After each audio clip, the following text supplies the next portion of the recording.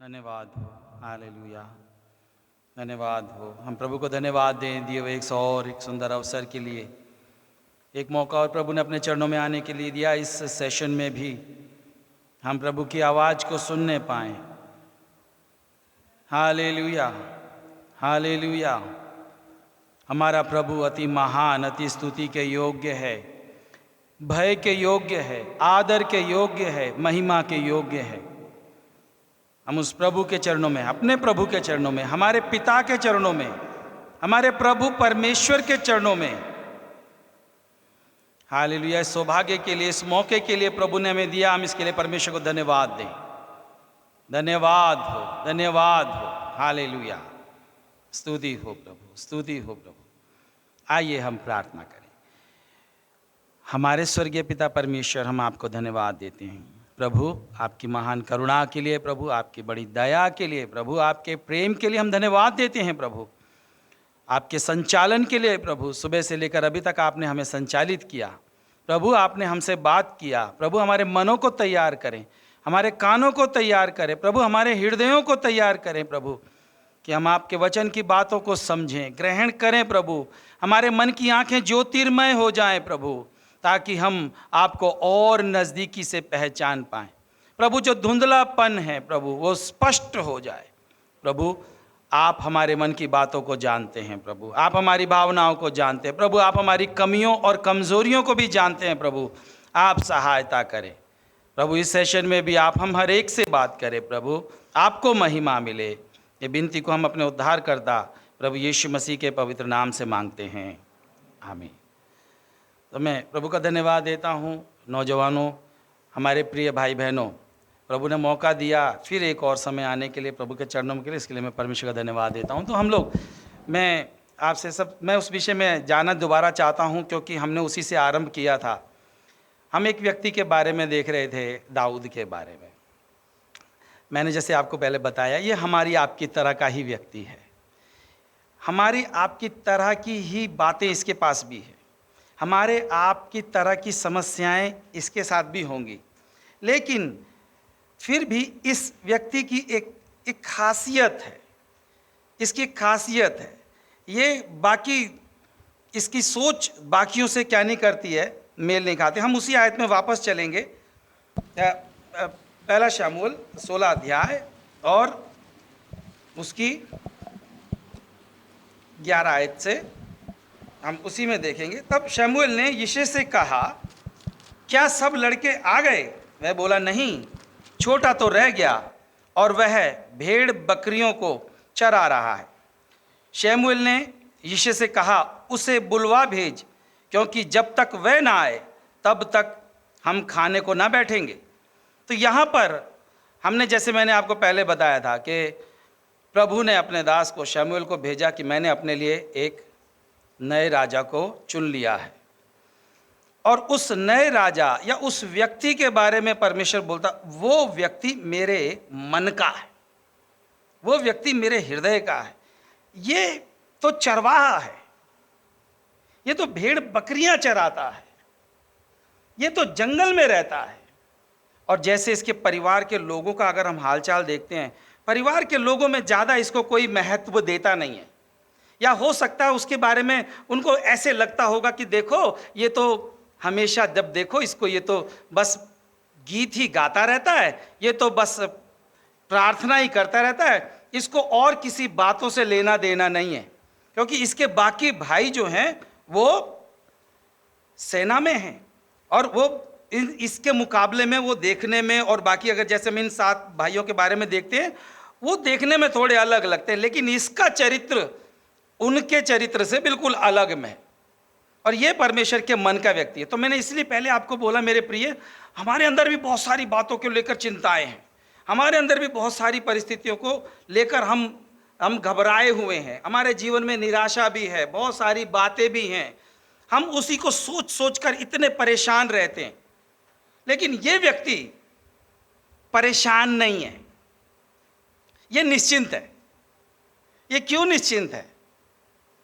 ऐसा नहीं है कि ये अपनी जिम्मेवारी को क्या नहीं कर रहा, निभा नहीं रहा। ये अपने पिता की भेड़ बकरियों को क्या कर रहा है? चरा रहा। और इसकी सोच ऐसी है कि मेरी पिता की भेड़ों में से एक भी नष्ट ना हो, एक को भी कोई भालू या कोई शेर कोई भी लेकर ना जाने पाए। ये व्यक्ति की सोच ऐसी है। तो हम ये नहीं बोल सकते कि ये निश्चिंत व्यक्ति है। निश्चिंत का मतलब सब कुछ खो बैठा या सब कुछ भूल बैठा। अपनी जिम्मेवारियों के प्रति इसके अंदर वफादारी है, वो हमें दिखती है। तो अभी जैसे हमने देखा, अभी दूसरा इतिहास 16:9 भी पढ़ेंगे।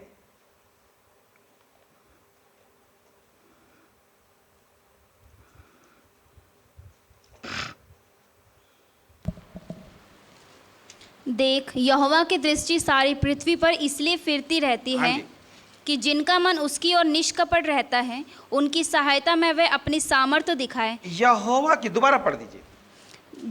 देख, यहोवा की दृष्टि सारी पृथ्वी पर यहोवा की दृष्टि सारी पृथ्वी पर इसलिए फिरती रहती है इसलिए फिरती रहती है कि जिनका मन उसकी ओर निष्कपट रहता है, जिसका मन उसकी ओर निष्कपट रहता है। हाँ जी, उनकी सहायता में वह अपनी सामर्थ्य दिखाए। उसकी सहायता में वो अपनी सामर्थ्य दिखाए। इस व्यक्ति को कौन देख रहा है? परमेश्वर। इस व्यक्ति के ऊपर किसकी नजर है? परमेश्वर की। ये अपने भविष्य की चिंता में नहीं है। हमारी आपकी तरह का नौजवान है, अपने भविष्य की चिंता में नहीं है, लेकिन ऐसा नहीं है कि लापरवाह है, वफादार है। जो काम इसको सौंपा जाता है उस कार्य के प्रति इतना वफादार है। आपको उसका विवरण मालूम है। हम लोग सब अपने अपने जहां भी हम लोग वचन सीख रहे हैं, हमको मालूम है। ये अपनी एक भी भेड़ बकरी को, अपनी एक भी को क्या नहीं करने देता, किसी को छूने लड़ जाता है, लेकिन क्या नहीं करने देता, जाने नहीं देगा। ऐसी सोच। और सबसे बड़ी बात है, इस व्यक्ति का परमेश्वर के साथ क्या है? एक गहरा संबंध है। और इसकी सोच, जैसे अभी प्रभु के दास ने विषय बताया, इसकी सोच, सारा खेल जैसे प्रभु के दास ने बताया किधर है? सोच में। इसकी सोच में है। कम सुविधाओं के बीच में रहते हुए भी ये परमेश्वर के प्रति वफादार है। क्यों? इसके अंदर की एक इच्छा है कि मैंने कैसे भी केवल अपने परमेश्वर को क्या करना है? कैसे भी प्रसन्न करना है। परिस्थिति इसकी भी घर परिवार की तरफ से क्या नहीं है ना? ठीक नहीं है, देखने में है। इसको किस नजर से देखते हैं? बाकी सबको इकट्ठा कर लिया, जबकि पहले से ही बता दिया गया था कि सबको इकट्ठा कर ले, लेकिन इसको कोई ध्यान नहीं दे रहा। इसको कोई ध्यान नहीं दे रहा। लेकिन जब कोई ध्यान नहीं दे रहा, कौन ध्यान दे रहा? क्या आपको नहीं दे रहा? नहीं दे रहा आपको? क्या लगता है आपको? आप छिपे हुए हैं सबकी आंखों से। नौजवान, क्या आप छिपे हुए हैं? नहीं छिपे हुए ना? देख, यहोवा की दृष्टि सारी पृथ्वी पर क्या करती है?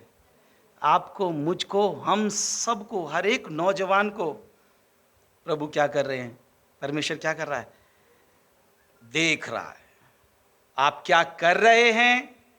आप क्या सोच रहे हैं? आप लोगों के साथ कैसा व्यवहार कर रहे हैं? आपकी बातें कैसी हैं?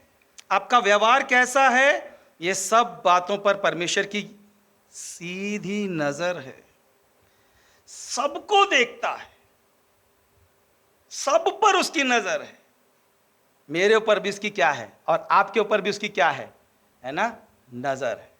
और उस व्यक्ति के जीवन के बारे में जब हम देखते हैं, केवल परमेश्वर की नजर इस पर अकेले नहीं है, परमेश्वर की नजर तो है ही। इस व्यक्ति का चरित्र दुनिया भी क्या कर रही है? इसके जानने वाले भी देख रहे हैं।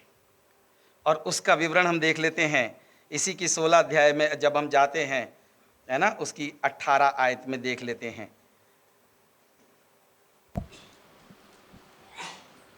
तब एक जवान ने उत्तर देके कहा, हाँ जी, सुन, मैंने बेथलेहम वासी ईशे के एक पुत्र को देखा। एक और जवान है जो बेथलेहम वासी राजा शाऊल राजा के महल में है। शाऊल राजा को भी, वो शाऊल राजा को भी जब परमेश्वर ने राजा होने के लिए चुना था ना मेरे प्रियो, वो भी कैसा था? कैसा था? जवान था। उसके लिए भी अगर हम देखना चाहें तो देख सकते हैं। पहला शमूएल 9 अध्याय में आ जाएंगे, है ना, उसकी भी चुनाव को देखेंगे तो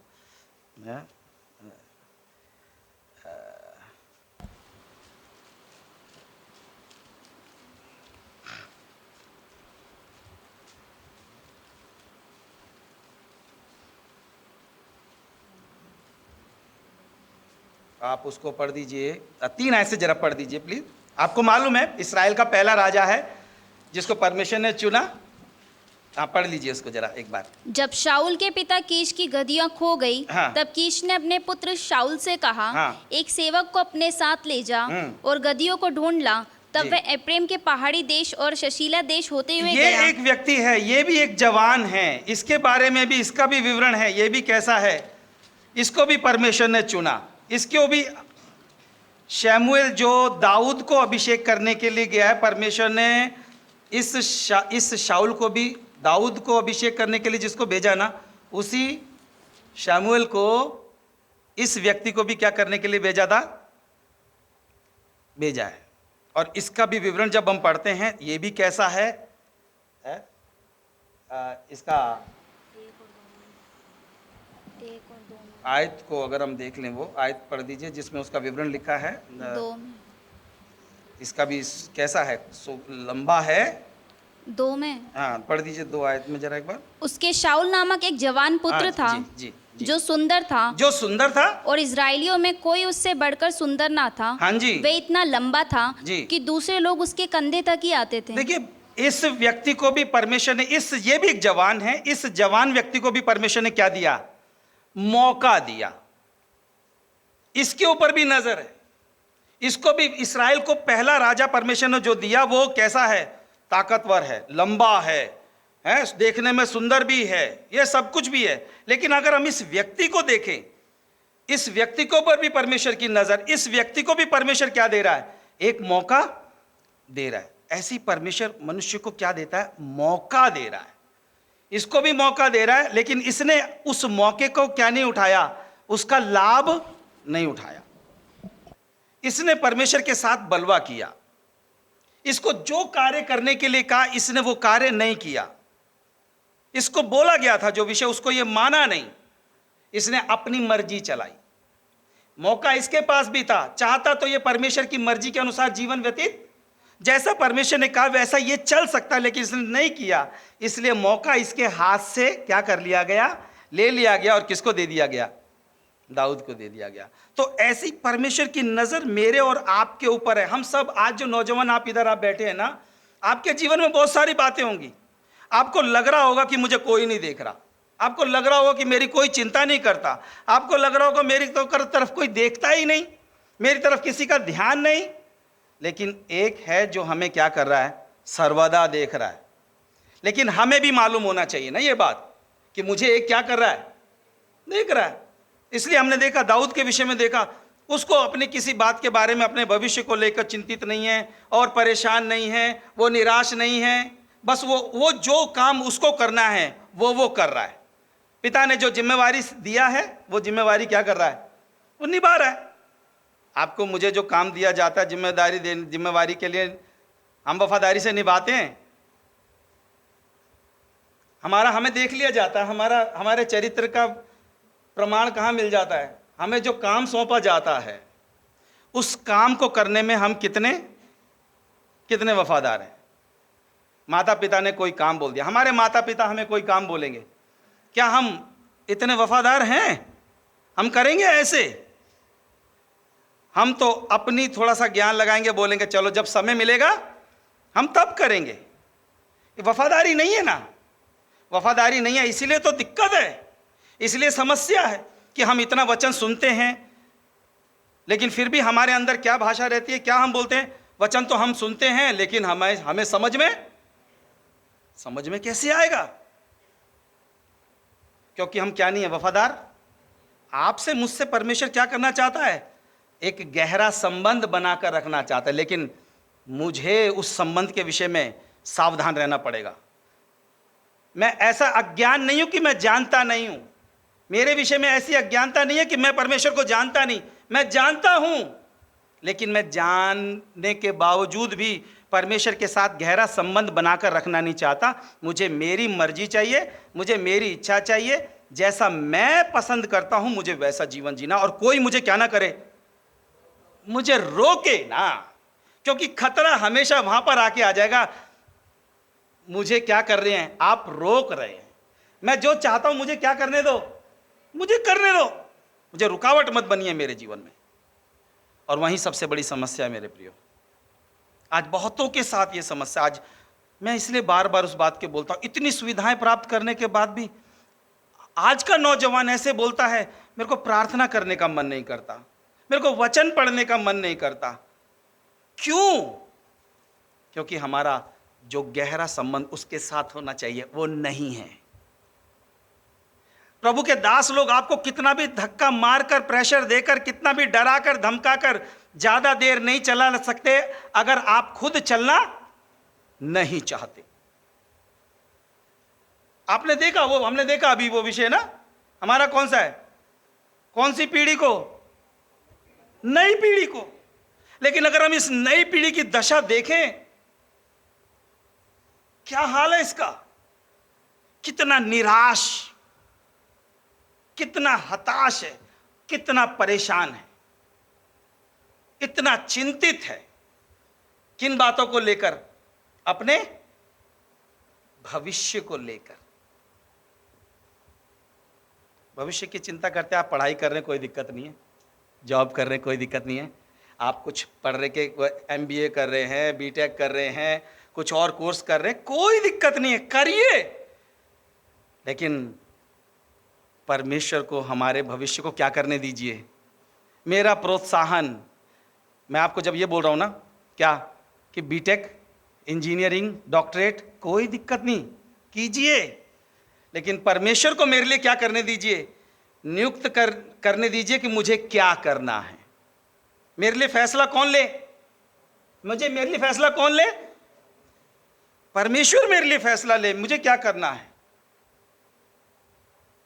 आप जो कर रहे करने दीजिए। प्रभु के दास कैप्टन साहब को आप सब जानते हैं, फौज में क्या थे, कैप्टन थे, कैप्टन का काम कर रहे थे। प्रभु ने बुलाया, इधर आ गए, उधर का काम जब तक पूरा करना था कर दिया, प्रभु ने बुला लिया, किधर आ गए, सेवा में।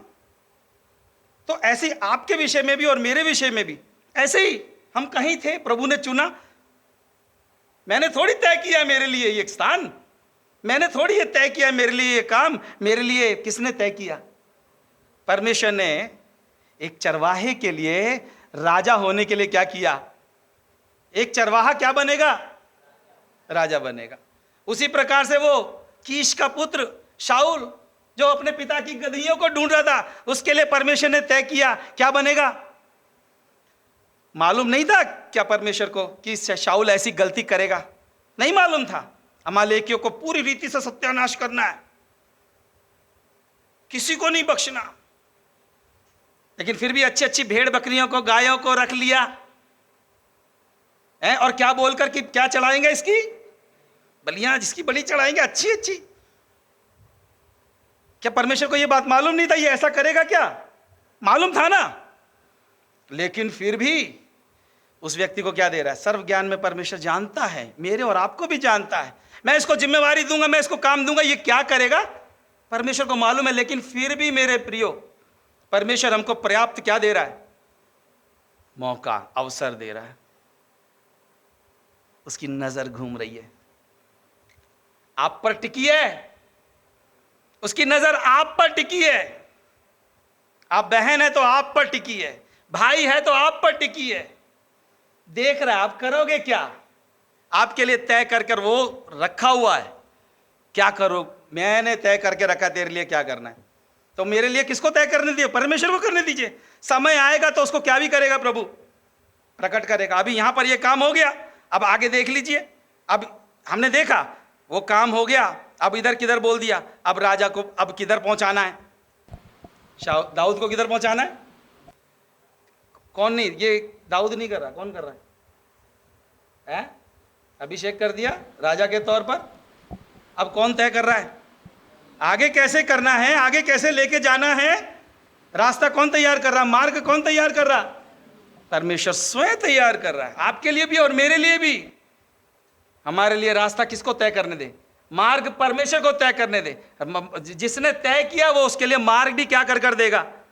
समय पर मार्ग भी खोल कर देगा, तैयारी कर एकदम एग्जैक्ट। पढ़ेंगे उसकी 18 आयत 16 का। तब एक जवान ने उत्तर देके कहा, हाँ। सुन, मैंने बैतलहम वासी ईशे के एक पुत्र को देखा, हाँ। जो वीणा तो बजाना हमने देखा यहाँ जानता पर है। एक व्यक्ति, एक जवान है, वो क्या कर रहा है? किसको देख रहा है? वो दाऊद के विषय में। शाऊल के ऊपर दुष्ट आत्मा आने लग गया, परमेश्वर का आत्मा शाऊल से हट गया, दुष्ट आत्मा उसको आकर क्या करने लग गया? जिसको मौका मिला था ना, अभिषेक किया था इसी शमूएल ने, अब उसके ऊपर कौन आ रहा है? दुष्ट आत्मा आ रहा है। क्यों? मौके का लाभ। मौके को क्या नहीं समझा? चाहता तो वफादार हो सकता था, चाहता तो परमेश्वर के साथ एक गहरा संबंध बना सकता था, चाहता तो आज्ञाकारिता का जीवन व्यतीत कर सकता था, चाहता तो। इसलिए बोला ना प्रभु के दास ने, हमारे सामने दो है, हाँ या ना। आपने सिर्फ क्या ही दबाना है? हैं? हाँ या? हमेशा पाप की अभिलाषा इच्छा हमारे सामने नौजवान है ना, सबसे ज्यादा पाप की अभिलाषा इच्छा, क्योंकि हमारे सामने संसार है और संसार सर्वदा हमारे लिए क्या खोलकर बैठा है? अच्छे अच्छे दरवाजे खोलकर, आ जाओ आ जाओ, वेलकम करता है। हमारे पास एक तरीका है, हाँ बस इतना ही। सारी लड़ाई खत्म, सिर्फ क्या करना है? हाँ। पाप की अभिलाषाएं आए, पाप की शरीर की अभिलाषाएं, पाप की अभिलाषाएं, आंखों की अभिलाषाएं आ गया, विचार आ गया, बस फैसला क्या लेना है? क्या लेना है? हैं? हाँ या ना? हाँ लेना है ना। एक फैसला लिया, सारी लड़ाई क्या हो गई उसी समय। और धीरे धीरे धीरे धीरे जयवंत होते होते होते ऐसे एक समय आएगा, जीने का तरीका भी उसी के अनुसार हो जाएगा। बस करके देखिए। लेकिन उससे साथ साथ किसकी भी आवश्यकता है? परमेश्वर के वचन की सबसे ज्यादा आवश्यकता है, जिसमें हम परमेश्वर के स्वभाव को, परमेश्वर की आदत को अच्छे से क्या कर सकते हैं? समझ सकते हैं। तब मालूम चल रहा है, जब मैं अगर मैं पाप का जीवन व्यतीत करूंगा तो परमेश्वर मेरे साथ कैसा व्यवहार करेगा। दया नहीं करेगा, दया नहीं करेगा, दया नहीं किया। अभी मौका क्या हो गया? शाऊल के पास से मौका चला गया, किसको मिल गया? क्यों? परमेश्वर के हृदय का, परमेश्वर के मन का बना है। पढ़िए। सुन, मैंने बैतलहम वासी ईशे के एक पुत्र को देखा। हाँ, जो 18 आयत में अभी हम देख रहे हैं, शाऊल राजा के सामने एक जवान दाऊद के बारे में विवरण कर रहा है। परमेश्वर सही जगह पर लेकर आएगा, मार्ग तैयार कर रहा है। और एक व्यक्ति, हमको कौन भी देख रहे हैं, है ना, हमारे आस पड़ोस के एक जवान ने इसको देखा है। एक जवान है जो राजा के महल में है, उसने किसको देखा है? इस यिशे को, इस यिशे के पुत्र दाऊद को क्या किया है? देखा है। क्या देखा उसके अंदर? आवश्यकता के समय में ये व्यक्ति को प्रभु कैसे लेकर आ रहा है। जी। जो वीणा बजाना जानता है, जो वीणा बजाना जानता है। ये अकेला जंगल में है, ये क्या बजाना जानता है? ये वीणा। आपने सुना है इसके विषय में, मालूम है आपको भी, प्रभु के दास ने बताया है। एक बजाने का एक जो वीणा, आपको अगर उसमें सर्च करेंगे तो वो अलग ही आएगा, लेकिन वो एक आता है, लकड़ी का एक फ्रेम है, उसके अंदर धागे हैं, वो धागों से, या वो तार हैं, वो तार से बजाकर क्या करना है? चरवाहा है और क्या बजा रहा है? वीणा बजाकर परमेश्वर की क्या कर रहा है? एक यंत्र है, वाद्य यंत्र है इसके पास, जिस वाद्य यंत्र को बजाकर ये परमेश्वर की क्या करता है? महिमा करता है। हमारे पास भी एक वाद्य यंत्र है? सबके पास है एक वाद्य यंत्र। क्या निकलता है इसमें से? कौन सी ध्वनि निकलती है? हैं? उस वाद्य यंत्र को बजाकर वो किसकी महिमा कर रहा है? परमेश्वर की महिमा। हमारे वाद्य यंत्र से सवेरे सवेरे किसकी ध्वनि निकलेगी? हाँ, हम अन्य जाति के। ऐसा होता है, ऐसा होता है। मेरे सामने ऐसे कई विषय आए ना, इसलिए मेरे को मालूम है ना। नौजवान किसी को जाएगा, देखेगा, अरे तूने देखा वो नया गाना आया है एक, बड़ा बड़ा मेलोडी है, विश्वासी के कान में आकर बोल दिया चेक करो देखो। तो विश्वासी भी क्या कहा, देखने में क्या जा रहा है, एक बार देख लेते हैं। सुनने में क्या लग रहा है, थोड़ा सा सुनने में अच्छा लग रहा है। फिर थोड़ी बात, फिर एक और, फिर एक और, फिर एक और, फिर एक और, करते करते करते क्या आ गया कान में? फिर कान में लीड लगाकर फिर वही वाद्य यंत्र से किसकी महिमा करेगा? परमेश्वर की महिमा। अरे परमेश्वर की महिमा हो रही है। कौन से गाने सुन रहा? संसारिक गाने हैं, कान में लगा लिया, और किसकी महिमा कर रहा है? शैतान की महिमा। उसने ना तैयार करके रखा, वो तो वेलकम कर रहा है ना, आजा, अच्छे अच्छे गीत, सुंदर सुंदर गीत, सुनने में कानों में क्या लगने वाले, मधुर। और फिर थोड़ी बार सुनेगा, फिर साथ साथ में क्या भी करेगा। ये है वाद्य यंत्र। दाऊद के पास जो वाद्य यंत्र है, उससे वो परमेश्वर की क्या कर रहा है? अकेले बैठकर परमेश्वर की महिमा कर रहा है, परमेश्वर के लिए गीत गा रहा है, परमेश्वर से बातें कर रहा है। उसने, उस चरवाहे ने उस वाद्य यंत्र को क्या करा? बजाना सीखा है। हमने ये सीखा है। क्या सीखा है? ये सीख लिया। सब मालूम है हमें, सब मालूम है। आपको मालूम है मैं क्यों बोल रहा हूं? आपको मालूम है, नौजवान बच्चे, हमारे पास ये है। ये, इससे सावधान हो जाओ। इसको आप परमेश्वर की महिमा के लिए भी इस्तेमाल कर सकते हो, इसको शैतान की महिमा के लिए भी इस्तेमाल कर सकते हो। आपके जीवन में जैसा आप इसका प्रयोग करेंगे, वैसा ये क्या डालेगा? वैसा ही असर डालेगा। आप इसके द्वारा भी परमेश्वर की महिमा कर सकते हैं, लेकिन आप इसके द्वारा शैतान की भी महिमा कर सकते हैं। आपके पास है बहुत, दोनों रास्ते हमारे सामने हैं। हम तय करें हमने क्या करना है आगे। और वे वीर योद्धा भी हैं। और वो व्यक्ति के बारे में एक बात भी और बोला जा रही है। क्या भी है? वीर योद्धा। ये नौजवान है भाई, आपके और मेरी तरह का, आपकी तरह का ही नौजवान है, लेकिन कैसा है? योद्धा का मतलब क्या होगा? मोहल्ले में लड़ता फिरता होगा, है, दूसरों को अपनी ताकत दिखाता होगा, है, दूसरों के ऊपर अपनी भड़ास निकालता होगा। ऐसा योद्धा नहीं। उस समय में इस्राएल के जो दुश्मन थे, आते थे, इनकी फसलों को चुराते थे, इनको परेशान करते थे, उनके सामने खड़े होकर क्या करता है ये व्यक्ति ऐसा ही अपने हक के लिए लड़ता, हमें कहाँ दिखाई देता? जब इसकी भेड़ बकरियों को कोई क्या होता है, भालू रीछ या कोई शेर आता है, तो ये उससे कैसे करता है? अपनी एक भी क्या नहीं करने दूंगा, बताया था ना पहले, अपनी एक भी भेड़ बकरी को क्या नहीं करने दूंगा? लेने नहीं दूंगा। अपने हक के लिए सामना करता है दुश्मन का। तो मैं और आप भी, हम प्रभु की सामर्थ्य में हम क्या कुछ कर सकते हैं, हमने देखा।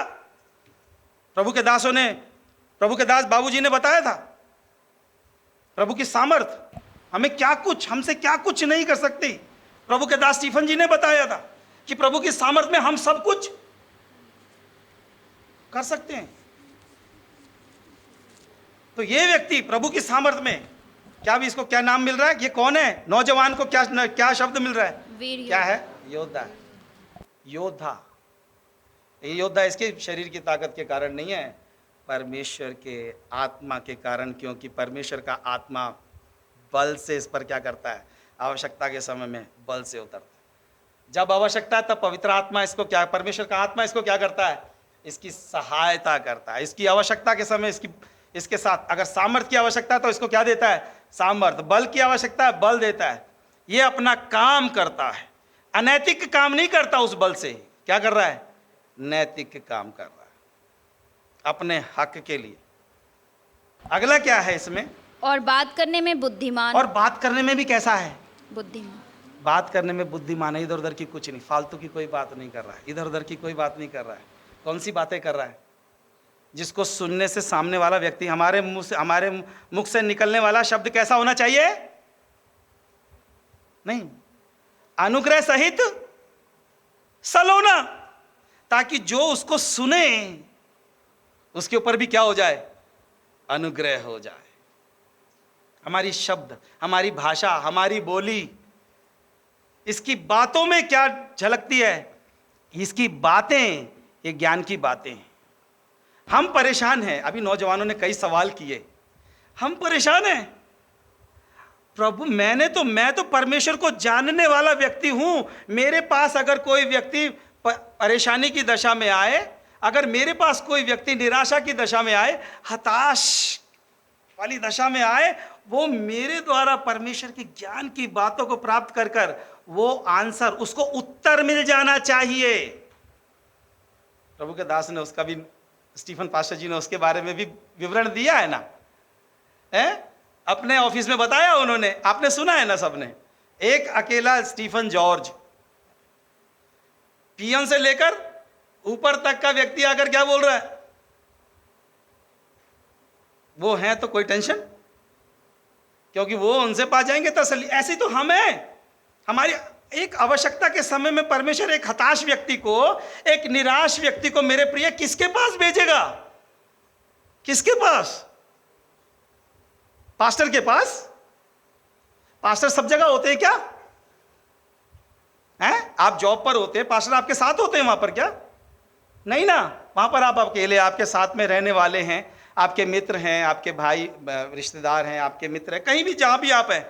अगर वो निराशा की दशा में आपका कोई मित्र, आपका सहपाठी, आपका साथी, आपके साथ जॉब करने वाला व्यक्ति है, अगर वो निराशा की दशा में आपको अगर बोलेगा, तो आप उसको क्या जवाब देंगे?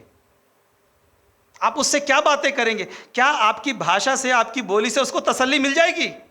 क्या आपकी भाषा, आपके शब्दों से वह अनुग्रहित हो जाएगा? हां या ना? नहीं होगा? दुखी हो जाएगा? मेरे प्रिय, समझना, हम जब मंडली में आते हैं, हमारा चरित्र कुछ और होता है। जब हम अपने जॉब पर, स्कूल में, कॉलेज में, और हम कहीं और होते हैं ना, हमारा चरित्र वहां पर कुछ और होता है। शादियों में भी जाने के लिए कपड़े कुछ और प्रार्थना में आने के लिए कबर्ड में ना स्पेशल रखते हैं संडे की प्रार्थना के लिए। ये 4 जोड़ी किधर के लिए? यहां संडे की प्रार्थना में जाने के लिए। वो बड़ा डिसेंट है। लेकिन शादी वाले, ओहो, बस पूछो मत। हम कितनों के लिए आशीष का कारण बन सकते हैं और हम कितनों के लिए ठोकर का भी क्या बन सकते हैं। और हमारा जीवन, मेरे प्रियो, कितनों के लिए ठोकर का कारण बन चुका है। ये उनके बारे में बात करें जिनको इतनी सुविधाएं मिली है। मौका ज़्यादा देर नहीं है। ये मौका हमेशा तक के लिए रहने वाला, इसके लिए क्या है? ये मौका लिमिटेड, कुछ समय के लिए मौका मिल रहा है। आप जितनी देर उसको, मन को कठोर करते करते उस मौके को गवाएंगे, एक समय आएगा ये मौका हाथ से क्या हो जाएगा। शाऊल के पास मौका नहीं है, मौका नहीं है, समय चला गया। अवसर बहुत मिले, बहुत मौका दिया। मेरे प्रिय, आज हम में से कितने ऐसे बैठे हैं अनाज्ञाकारिता करके? इतना मौका मिला लेकिन हमने मौके का क्या नहीं किया, सही रीति से लाभ। क्या ऐसा तो नहीं है मौका खत्म होने का समय आ गया? क्या मालूम हमारे लिए ये चेतावनी के शब्द आखिरी हों। इब्रानियों की पत्री 2 अध्याय पढ़ा था, चेतावनी का है, चेतावनी है। प्रभु के दास ने पढ़ा था ना, आरंभ से ही चेतावनी थी। जिन्होंने नहीं सुना उनके साथ व्यवहार कैसा किया? तो जिनके पास अपने पुत्र के द्वारा संपूर्ण प्रकाशन भेजा, जो ये नहीं कह सकता मैं नहीं जानता हूं, उसके साथ कैसा व्यवहार करेगा? सोच कर रखें। कई बार परमेश्वर हमें बहुत अवसर दे रहा है, तो मेरा जीवन, मेरी भाषा, मेरी बोली, मेरी बातें क्या दूसरों के लिए आशीषित है? क्या दूसरों को आशीषित करेंगी या नहीं करेंगी? आप जांचिए, आप जांचें। आपके मित्रों के सामने, आपके दोस्तों के सामने, आपके सहपाठियों के सामने, उनके सामने आपका जीवन, आपकी भाषा, आपकी बोली कैसी है? उसी के अनुसार परमेश्वर फिर आने वाले दिनों में व्यवहार, क्योंकि हमने अपने मन को, वचन को सुन सुनकर मन फिराव की जगह मन को क्या कर लिया? कठोर कर लिया, कठोर कर लिया। समय आ गया, सुन लें। जो सुना है उस पर क्या लगाएं? कान लगा लें। अगर आज उसका वचन सुनो तो अपने मन को क्या मत करो? कठोर मत करो, क्योंकि दोबारा मौका मिलेगा कर आप उसकी क्या नहीं कर सकते?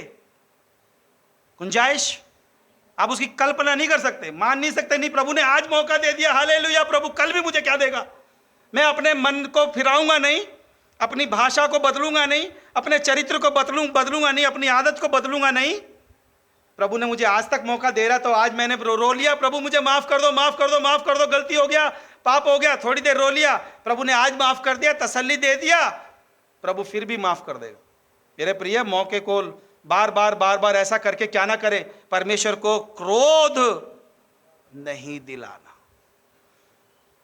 क्योंकि आपके चरित्र के ऊपर एक की नजर है, आपकी भाषा, आपकी बोली, आपके चाल चलन पर, आप क्या सोचते हैं, आप क्या बोलते हैं, एक की आपके ऊपर नजर है। वो अकेले में देख रहा है आपको, भीड़ में नहीं। किधर देख रहा है? जब आप अकेले में, जब आप अंधेरे कमरे में हैं, जब आप बातें कर रहे हैं। कैसी बातें कर रहे हैं आप? अपने मित्रों से कैसी बातें कर रहे हैं आप? अच्छी बातें या गंदी बातें, व्यभिचार की बातें? कैसी बातें कर रहे हैं आप? आपके शब्द कैसे हैं? एक सुन रहा है, वो हिसाब लेगा, पास्टर हिसाब नहीं लेगा आपका। भाई साहब, बहन जी, आपका हिसाब लेने वाला बैठा है, न्याय के सिंहासन पर बैठा है। दया करने का समय है और न्याय का भी क्या है? समय, मौका है। आगे, और रूपवान भी है। और कैसा है? रूपवान। ये इसका रूपवान, ये रूपवान कैसा है? इसका ये रूपवान कैसा है? इसके बाल छपरी, आजकल वो शब्द एक बहुत चल रहा है ना, छपरी। वो भाइयों चिंता मत करो, बहनें भी ऐसी हैं, टेंशन लेने की जरूरत नहीं, उनमें भी है। जब हम बाहर जाएंगे देखेंगे बाल, फिर वो पैंट का स्टाइल, आप कॉपी कर रहे हो भाई। अपने आप को क्या दिखाने के लिए दूसरों के सामने?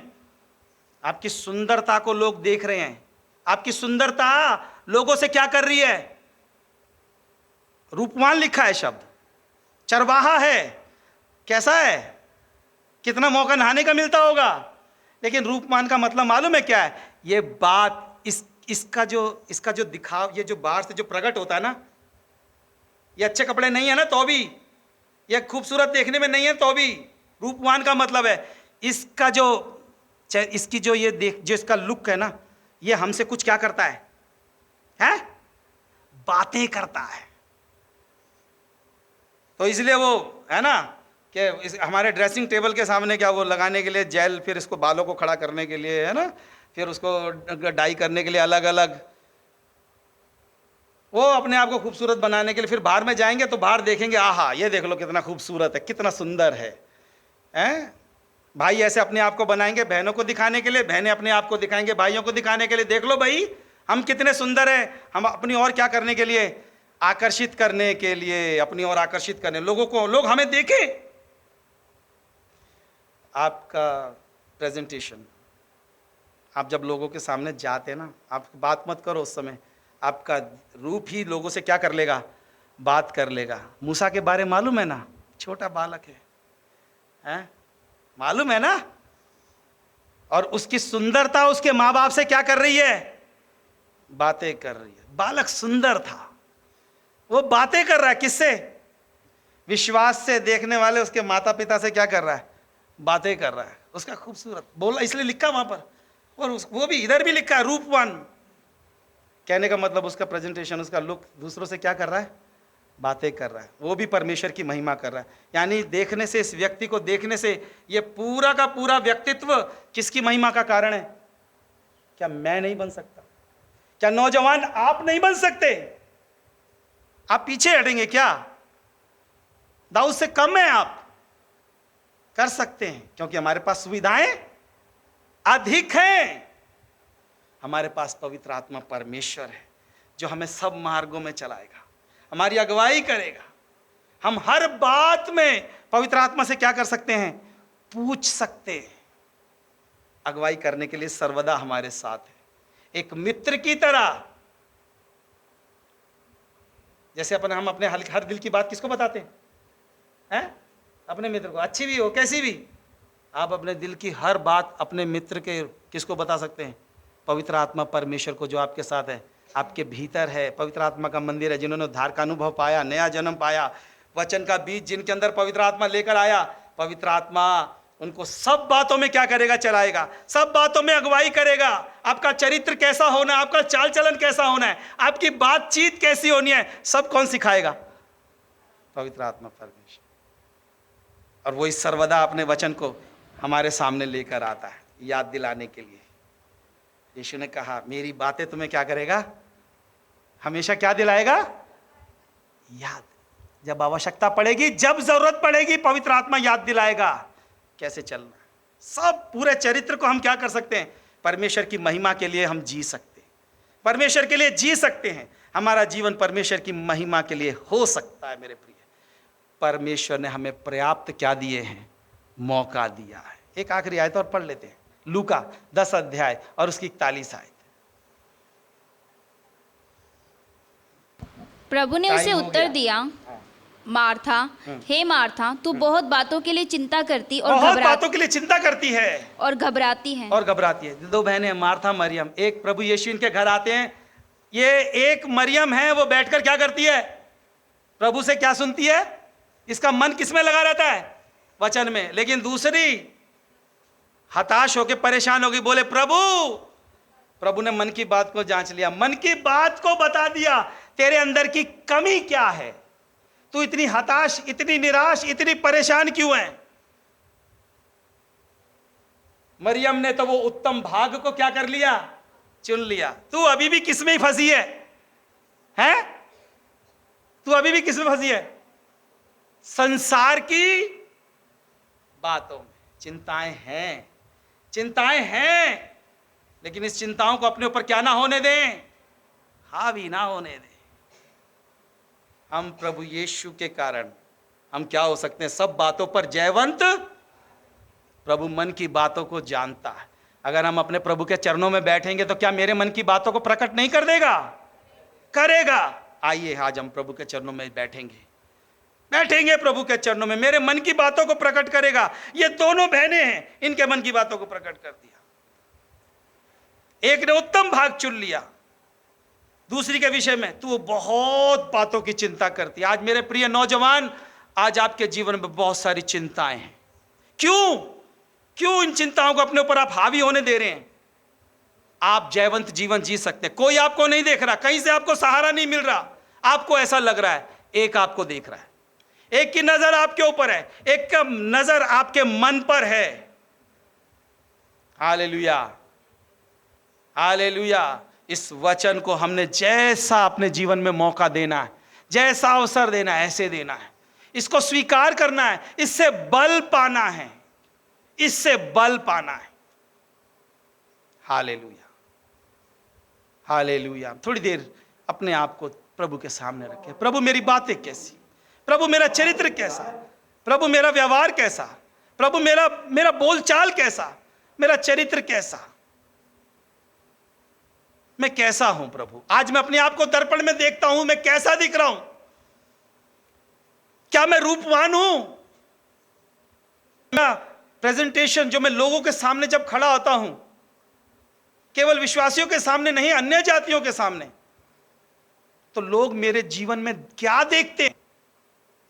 Hallelujah, hallelujah. प्रार्थना की दशा में रहें प्रभु के दास, हम प्रार्थना की दशा में रहें।